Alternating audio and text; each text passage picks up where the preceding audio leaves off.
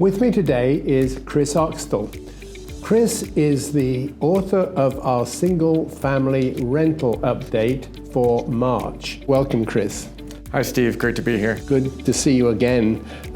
First of all, tell us about the current performance of the sector. Of course, Steve. Yeah, so 2024 wrapped up really nicely for the REITs. NOI was about 4.7%, which is healthy growth in the year. As we look towards 2025, a little bit more conservative. We see some headwinds that are coming through with the additional supply.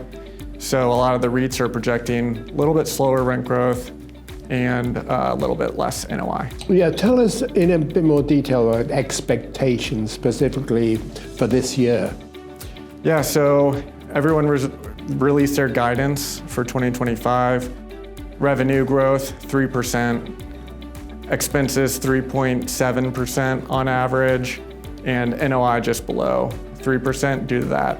A little bit outsized increases in expenses again. Yeah, not so bad in a time of interim uncertainty. And some of the headlines that have made this March report, what are those? Yeah, so there is a bunch of news that came out. Avalon Bay is investing $1 billion in build-to-rent. Brookfield's Maymont Homes, they are purchasing Divvy, which was a failed rent-to-own company, so about 5,000 homes. They're picking up for about $1 billion. And JP Morgan also launched a new build-to-rent construction development firm. So they're looking to get further down in the yield, start building from land to full construction instead of purchasing completed homes or already leased homes and trying to pick up that additional yield. Interesting, yeah. So looking ahead in conclusion, what's the midterm outlook for the sector? Yeah, short to midterm, we saw a lot of supply in 2024.